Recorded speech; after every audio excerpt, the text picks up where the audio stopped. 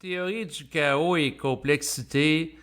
Voilà les sujets dont il va être question dans l'enregistrement d'aujourd'hui. Et en fait, j'ai choisi de les aborder étant donné que j'évalue que c'est des éléments qui sont pertinents à prendre en considération. Bon, par rapport à ce que c'est la théorie du chaos, c'est l'idée qu'il existe des systèmes chaotiques où il est impossible de prévoir leur comportement sur du long terme, de sorte que on échappe à une vision qui est totalement déterministe certains systèmes ou de certains événements. Prenons par exemple le cas de la météorologie. Dans ce domaine, en fait, il a émergé entre autres la théorie du chaos en relation avec les travaux d'Edward Lawrence. Donc, en lien avec ça, je vais lire une partie d'un article qui a été fait sur Wikipédia. Ce qui est écrit, c'est que Edward Lawrence travaillait sur des problèmes de prédictibilité, à savoir des prévisions météorologiques grâce à des systèmes informatiques. D'après les lois déterministes, également dites prévisionnistes, créées par Galilée et développées par Isaac Newton, sur lesquelles les conditions initiales permettraient de déterminer l'état futur d'un système grâce à la mise en place de nouvelles techniques mathématiques. Le calcul différentiel, alors en vigueur, toute action X aurait des conséquences Y prévisibles grâce à des formules mathématiques. Par contre, le point, c'est que Edward Lawrence y affirme qu'il n'était pas envisageable, selon l'article, de prévoir correctement les conditions météorologiques à très long terme, par exemple 1 an, parce qu'une incertitude de 1 sur 10 à la puissance 6 lors de la saisie des données de la situation initiale pouvait conduire à une prévision totalement erronée. Or, d'une part, ces incertitudes sont inévitables et d'autre part, l'homme ne peut pas prendre en compte tous les éléments qui constituent son environnement, surtout lorsqu'il s'agit de variations infimes. Donc, tout ça pour dire qu'il suffit qu'il y ait un petit peu de variation par rapport à des données. Un stade très, très petit, une très petite échelle, puis là, ça va amener des bifurcations qui fait en sorte que on peut pas prévoir à 100% qu'est-ce qui va arriver d'un système météorologique par rapport à son évolution dans le temps. Tu sais, ça peut être une tornade, ça peut être une tempête ou n'importe quoi. Ce qui fait en sorte, comme vous le savez, les prédictions météorologiques encore en date aujourd'hui, au moment où est fait cet enregistrement, ne peuvent pas cerner totalement la réalité de la météo d'une perspective, d'une compréhension des phénomènes météorologiques d'une manière absolue pour les prévoir, puis les prédictions arriveraient tout le temps à 100%. Pourquoi? Ben parce que on peut pas avoir accès à toutes les variables qui vont programmer les conditions de manifestation météorologique. Donc, tout ça pour dire que il y a l'imprévisibilité de certains systèmes est en relation avec des dimensions chaotiques, donc qui échappent à notre compréhension de l'ordre, qui peuvent pas être appréhendées par rapport à nous-mêmes. Puis il y a des incertitudes qui, dans le fond, permettent au chaos d'émerger, qui fait en sorte que la vision déterministe du monde qui a été véhiculée par, entre autres, certains scientifiques, certains physiciens, entre autres, dans le fond, ne tient pas la route à 100%. Donc, une dose d'incertitude, puis il faut composer avec le chaos l'incertitude.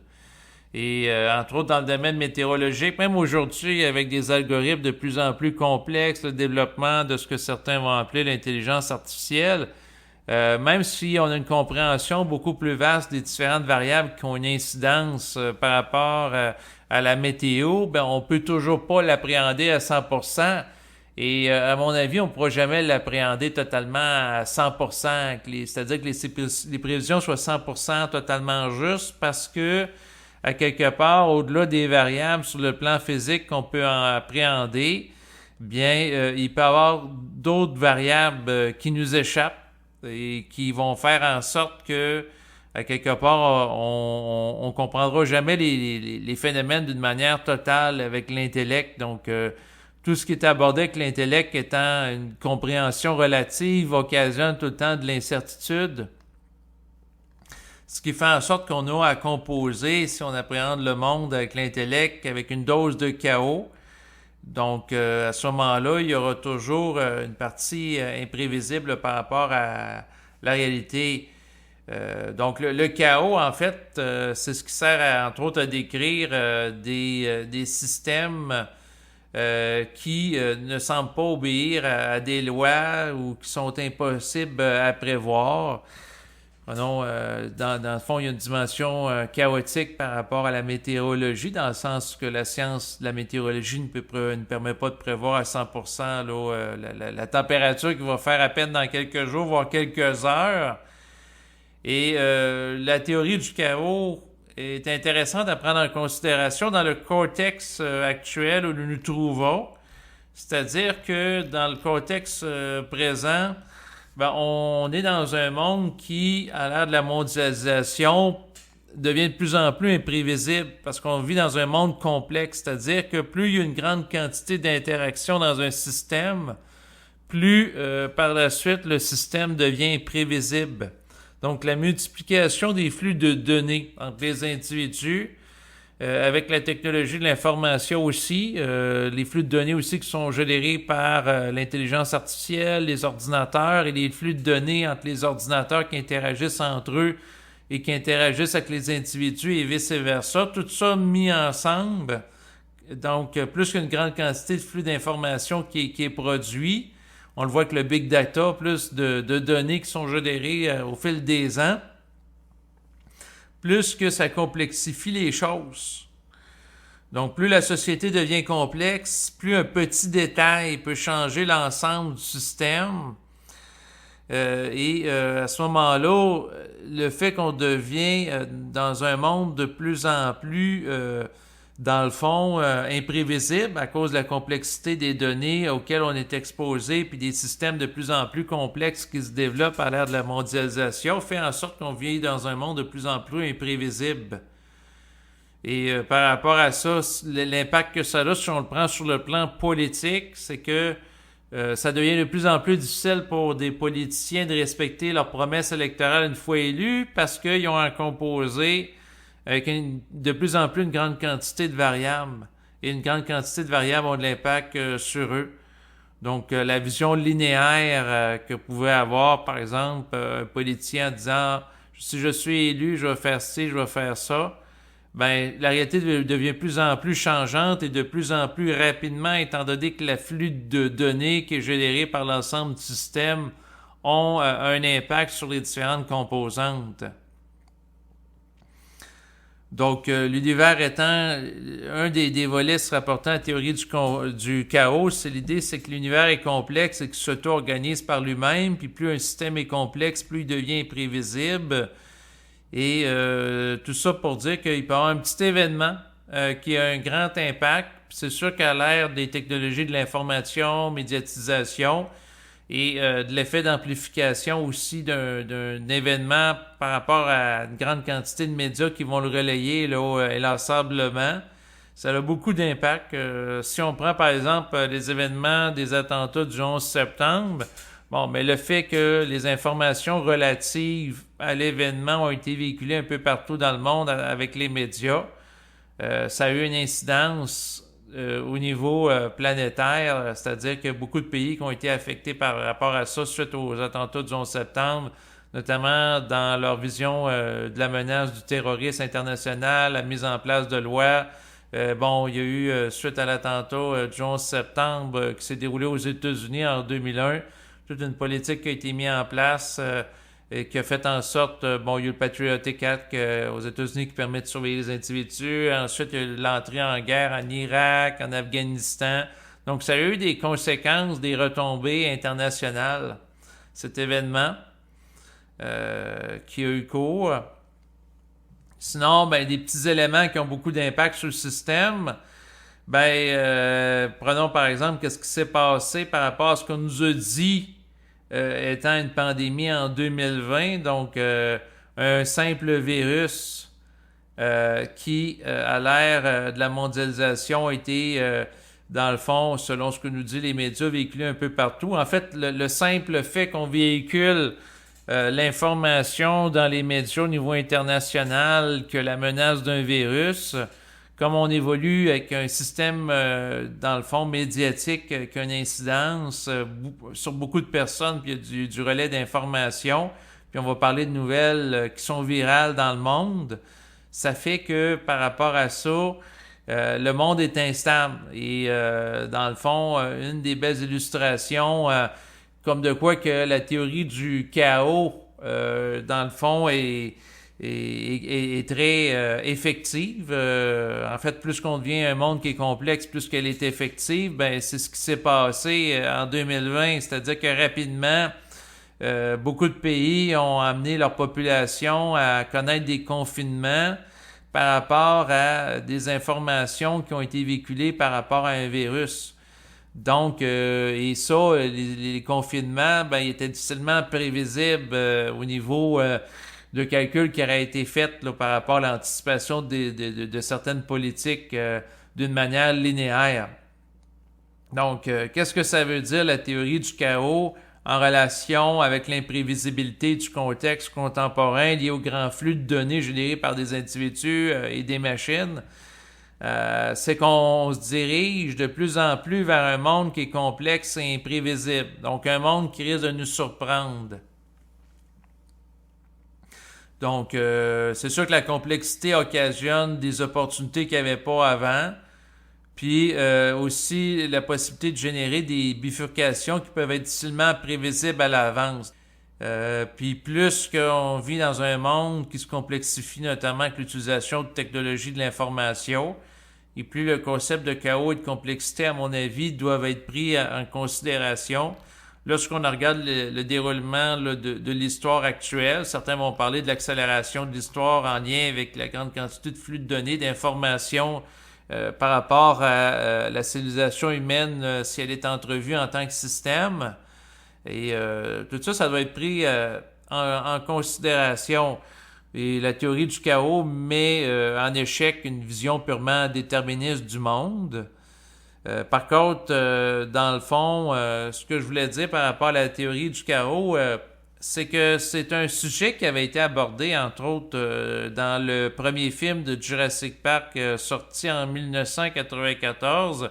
J'ai trouvé ça intéressant parce qu'il y avait Malcolm, c'est un personnage dans le film de Jurassic Park qui avait mis en garde le propriétaire du parc d'attractions qui avait fait développer là, sur le plan génétique là, à partir de vestiges qui se rapportent au passé là, de dinosaures. Par rapport à l'ADN qui avait été retracé, il avait fait développer en laboratoire des dinosaures. Puis lui, Malcolm, il a dit, même si tu utilises... Je vous dis de ce que j'avais compris dans mes mots, les meilleures clôtures électrifiées, des systèmes de contrôle ultra modernes avec des caméras et ainsi de suite. Il avait mis dans le fond en lumière le fait que à quelque part il y a des variables qui vont t'échapper, puis tu risques de perdre le contrôle ces dinosaures. Naturellement, l'autre qui était millionnaire, propriétaire du parc, il l'a pas vraiment pris au sérieux. Sauf que dans le film, ben, c'est ce qui est arrivé, c'est que le propriétaire du parc a perdu le contrôle sur les dinosaures. Et ça a été une illustration de la théorie du chaos. C'est-à-dire que même si on cherche à mettre de l'ordre, à mettre en place des structures de contrôle à différents niveaux, il y aura toujours des variables qui vont échapper à l'esprit humain, dont la présence d'une forme de chaos. Qui, dans le fond, on peut pas prévoir, là, qui est imprévoyable.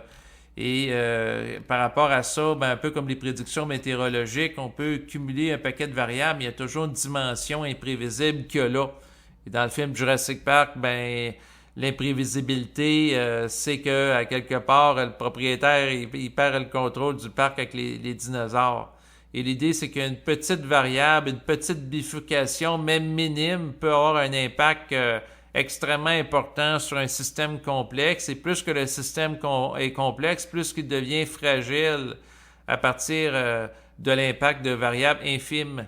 Et c'est sûr que l'image qui est poétique en lien avec la théorie du chaos qui est en relation avec elle, c'est celle par rapport à la célèbre citation qui a été attribuée à Edward Lorenz lors d'une conférence scientifique en 1972, étant celle-ci: le battement d'ailes d'un papillon au Brésil peut-il provoquer une tornade au Texas?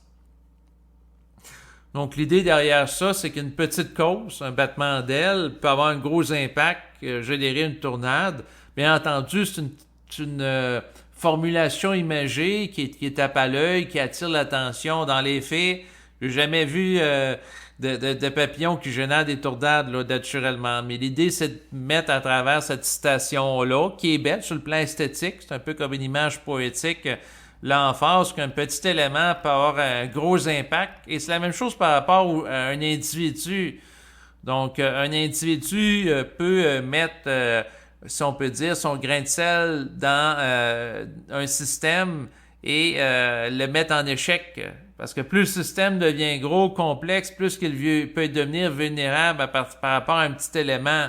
Un petit élément qui peut être viral. Prenons par exemple le cas d'un virus qui en 2020, on fait juste parler de la menace d'un virus, puis ça a paralysé plusieurs pays occidentaux avec les mesures de confinement, l'arrêt de la production en Chine et ainsi de suite. Mais une menace aussi peut être virale par rapport à un simple individu qui un jour va publier une vidéo sur Internet. Et un peu à l'image du sable qui va mettre en échec l'engrenage d'un système qui, en se complexifiant, devient de plus en plus fragile. Mais à ce moment-là, c'est de comprendre que, à quelque part, un petit élément qui peut t'amener, qui peut sembler minime ou anodin, peut avoir une grande incidence sur un système, d'autant plus si le système, au fil du temps, se complexifie avec un paquet d'interactions, puis en même temps se fragilise dû de sa complexité. Donc, à ce moment-là, ça devient intéressant, cette compréhension-là. Et tout ça pour dire que de petites variations peuvent changer le résultat d'une expérience ou le développement d'un système. Et que tout ça doit être pris en considération. Mais en lien avec la théorie du chaos, est-ce que j'ai une vision chaotique du monde dans le sens imprévisible? Oui, au niveau intellectuel, dans le sens que, à mon avis, l'idée qu'à partir d'équations mathématiques complexes, d'algorithmes, on puisse saisir la réalité, pour moi, c'est une illusion. L'être humain, avec son intellect, ne peut pas comprendre la totalité de la réalité. C'est impossible, c'est impensable, étant donné que la totalité de la réalité est infinie. Par contre, c'est cette dimension imprévisible ou transcendante au plan physique, c'est-à-dire qui dépasse la dimension des lois associées à la matérialité, qui amène l'idée d'une vision qui se rapporte à un au-delà du plan physique, c'est-à-dire que il n'y a pas juste le plan manifeste qui existe, c'est-à-dire qu'il existe aussi un plan nouménal en plus de celui phénoménal, parce que s'il y avait juste un plan nouménal, bien tôt ou tard, on pourrait maîtriser l'ensemble des lois physiques qui génèrent les phénomènes. Or, si le plan physique se rapporte à un plan qui est au-delà du plan physique, ben on ne pourra jamais totalement comprendre la dynamique entre les deux, puis être capable de cerner totalement les lois de la physique. Donc, ce que ça veut dire, c'est que le fait qu'une dose de chaos ou d'éléments insaisissables qui se rapportent à notre réalité confirme l'existence d'une dimension transcendante au plan physique ou une dimension absolue qui échappe à celle relative. Donc, une dimension nouménale qui est au-delà du phénoménal. Et tout ça, dans le fond, peut avoir des débouchés sur le plan métaphysique, à la différence d'une vision matérialiste qui se rabat sur l'idée qu'il suffit de comprendre les lois de la physique au niveau matériel pour être capable de comprendre toute la réalité. Or, on n'arrive pas par rapport à ça à aboutir totalement. Certes, il y a des lois qui amènent, par exemple, à prévoir les déplacements de planètes. Il y a des lois relatives au niveau de la physique. Par contre, est-ce que des lois absolues, comme je le mentionnais tantôt, qui permettraient de comprendre totalement à 100% la météo qu'il allait avoir dans les prochaines années? La réponse, c'est non. Même chose pour d'autres phénomènes. Donc, c'est sûr qu'en lien avec ça, ça veut dire quoi? Ça veut dire que on peut se casser la tête, on peut réfléchir, on peut intellectualiser, on peut analyser, mais il y a tout le temps une dimension de la réalité qui est au-delà de tout ça. Et il faut l'accepter, des fois, c'est difficile d'accepter de composer avec la dimension imprévisible du monde. Et c'est le défi auquel je suis confronté. C'est sûr qu'en m'intéressant à la question de la théorie du chaos et de la complexité qui se rapporte au contexte contemporain à l'ère de la mondialisation, j'ai d'autres choix que de réaliser que je me trouve comme... c'est la raison, entre autres, pour laquelle je fais cet enregistrement-là, comme beaucoup d'entre vous, dans un contexte qui devient de plus en plus instable, dans le sens que mouvant, fluctuant, au fur et à mesure que le flux de données est grandissant et les systèmes deviennent complexes. Donc, c'était le sujet de l'enregistrement d'aujourd'hui. Je vous remercie de votre écoute et je vais partager en bas de cet enregistrement le lien web de l'article de Wikipédia qui se rapporte à la théorie du chaos. Au revoir.